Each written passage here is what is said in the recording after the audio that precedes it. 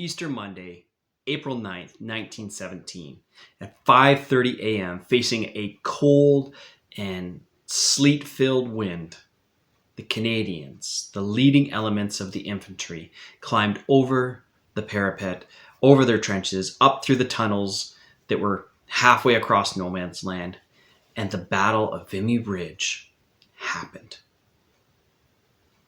Good day and welcome today to our epic conclusion to Lessons for the Faithful from the battle known as Vimy Ridge.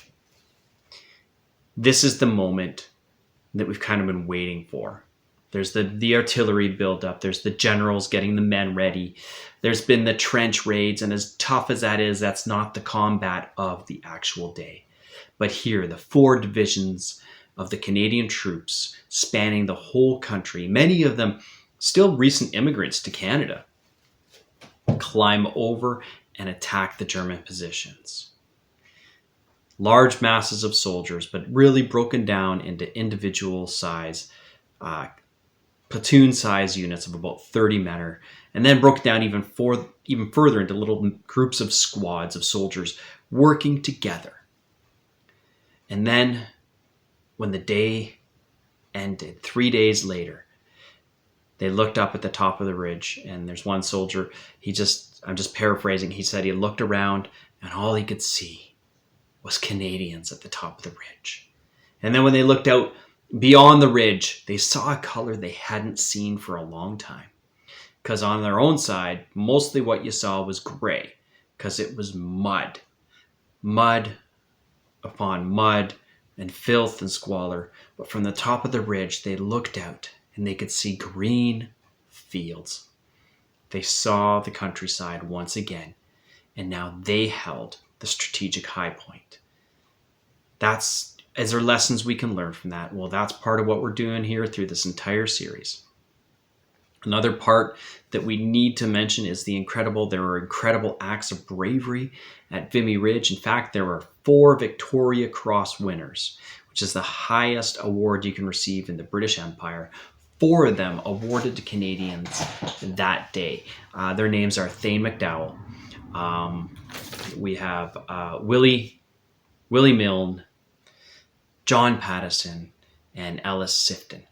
These 4 men did different forms of incredible acts of bravery. Some of them did. One of them, they don't even know where his body was. They just know he died at Vimy Ridge, and he saved. They're not sure how many lives he saved, but he took us an important position and was killed in the process. Another one, Thane Mcdowell, his act of bravery was at the very beginning of the battle, was where it started. He kind of got separated from a lot of the rest of his company. He's a captain, so he's one of those kind of minor leaders. He's a leader of 100 men or so, and he has 2 of them with him. So he's not in a good spot. But there's a German machine gun nest. There's 2 of them, and they silence the one quickly, and then they have to silence the second one. And then they go up, and he finds the German. Remember the German? They have these special places, these concrete bunkers where they're hiding out during the bombardment. This Creeping Barrage that had just gone past, and he calls out to them. And he gets them to surrender, and he sends them out 12 at a time with his 2 guys that he's got with him, and they escort them back to the Canadian lines and come back for another group of 12. They captured 75 soldiers, these 3 men. An amazing, you could almost call it a bluff, but it takes guts. Are there things that we can learn? You might be going, if you're going to apply this to Christianity, I don't feel like I'm one of God's great, brave soldiers. But not everybody is. 4 Victoria Cross winners. Out of all the men that fought that day, that's not a lot. You might think, well, I'm not that big, I'm not that important. You might not be, but you have a job to do. While we're here, let's just take a minute to review some of what we've been learning, because the Battle of Vimy Ridge didn't just happen. There was a tremendous lead up to this. Just like if God's going to do an amazing work in Canada now, it's not just to happen. And by the way, Canada is an amazing mission field. We have had all kinds of people come and move to Canada. In the last 50 years that you can think of, there's entire neighborhoods that pretty much haven't heard of Jesus. Even in your neighborhood, you might have people that kind of grew up a little bit around Christianity, but not the next generation.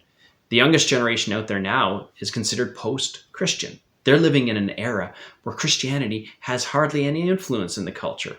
Other things do, like, focusing on yourself and always listen to your heart and things like that. But I don't know much about Jesus. That's a mission field, and you're in it. You might be from a different country right now, but look around you. You probably have a mission field just like that around you, of people who have not really ever seen or heard of what Jesus can do in a life. So if we go through the battle, the preparation for it, we can see that there was intense planning.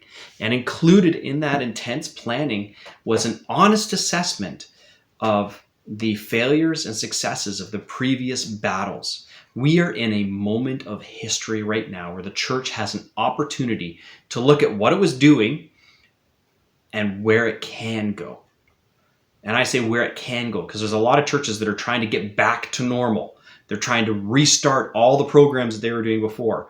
And there's just not as many volunteers. You're just going to burn out your pastors that way. We need to be flexible. We need to be able to connect with people in small groups in such a way that in the event that we have another pandemic, hey, we can break it down to groups of 5, and we still have somebody who can lead this group of 5 through the Bible and be encouraged in Christ. But they learned from their mistakes, and they wasn't just asking the generals. They probed. Arthur Curry probed deep to find out, hey, where did we fail? And then pass that on in the training. And then there was other things like innovations.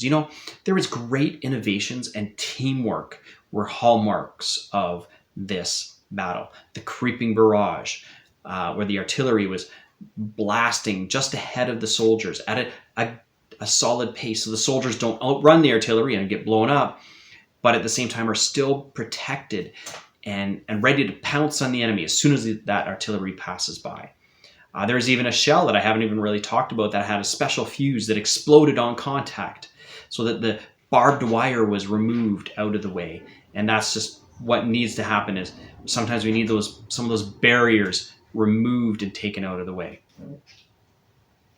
There's innovation. Remember Andrew McNaughton, how he took out the enemy's big guns, even though it was said that can't be done. He still did it. There's some things that we can still be praying for, and the enemy can break down strongholds, and just be alert to innovation and new ways of connecting with people, the good news of Jesus Christ. And I'm not just talking technology. In fact, some of these things are old ways, like having a coffee with people, spending regular time with people. We lost that because we got so busy. We had a chance to stop and do nothing, and I hope we're recovered by now, but now we need to re-engage and do that on small and large scale. Teamwork, teamwork, teamwork. You would not have had the success at Vimy Ridge if people didn't know how to work together as a team, in small units, in larger units, and into the whole army. We've got to do better for that in the entire church. We need to stop focusing on just our building and our group, the people that we like, and learn how to interconnect. Maybe that's through a church agent or a parachurch agency that can help unite other churches together. So we can all pour into them, and at the same time, hey, when there's a fundraiser, we can meet up with each other and encourage one another. Same as something as simple as going back to the church camp and connect with people there and keep those connections all year round. I have lots of friends that I've met at different family camps that I try to keep up with throughout the year. Why? Because we're in this together. I know that was totally abused throughout the pandemic, especially in Canada, but we are Christians in this together for God's glory. There were different type of leaders. There were leaders, this is to you pastors and leaders, church leaders, maybe you're an elder or a deacon or a board member. These are the kind of men who are prepared to ask hard questions, but they also loved the men. They loved the average person, the average soldier, and prepared them well for the battle that they faced. And I want to go back to that image, the green fields that they saw. Now, the Canadians didn't see it. They were fighting basically because they were told to and just to get there. But when they got there, oh, what a view. There's potential within Canada for some awesome things to happen. Disciples making disciples, making disciples. And we could see this nation grow closer to Jesus. There's been times in the Bible where that's happened. There's a good message that I heard recently where the pastor shared how in Joshua chapter 3, the people of Israel could see the promised land, but they didn't know how to get there because the Jordan River was flooded. And God said, here's a plan. I want you to get yourself cleaned up and follow behind the priests at a certain distance, and I'll get you there. You know what? Jesus is saying that now. If we follow closely to him, stop looking at the way of doing things in the past, but just keep looking to him, he'll get us through to the other side, the promised land. And that I'm hoping that means all kinds of people becoming disciples of Jesus. Not intellectually, theologically, no, actual practical, everyday living. Hey, that person reminds me of Jesus because he's genuine, authentic, and he loves people. How about that? That should be great. Another passage that comes to mind is Ephesians chapter 6 and verse 13, where it says, be strong in the Lord and the power of his might. This whole passage, 10 to 13, be strong in the Lord and the power of his might. Remember, we're not fighting against flesh and blood. We're fighting against spiritual principalities and powers and all these wicked hosts that are puppeteering the people. So don't be arguing and don't be focusing in on the people. There's probably some sort of other thing or stronghold or mindset that's influencing people. And that's what we need to take down. But when the day of adversity comes, put on the whole armor of God. And when you've fought, and at the end of the day, just keep on standing. And these men did that. They kept it up. They completed the task. So what kind of a task is God calling us to do? What are some of the basics? In the basic part of this, these guys are soldiers. Their job is to get over the trench, across no man's land, and either kill or capture the enemy using simple things like grenades, their rifles, handguns, hand-to-hand combat, bayonets. Very basic. We don't need to get into too much of the violence and the gore, but it's very basic. They're soldiers. They have a simple job to do. There's some simple things that we can do as Christians. We need to be disciples of Jesus Christ. Focus less on being a person belonging to this church or that church and be a disciple of Jesus Christ. And that means find someone that reminds you of Jesus and imitate them. The Apostle Paul over and over again says, imitate me as I follow Jesus. Imitate Timothy as he follows Jesus. Why? Because they looked like Jesus in their attitudes, behavior, and character. Another thing we need to do, we need to love one another. Jesus himself says, people will know you're my disciples by your love to one another. Not how much you know the Bible, not which videos you watch, by your love one to another. So how can you love somebody today that is a fellow follower of Jesus?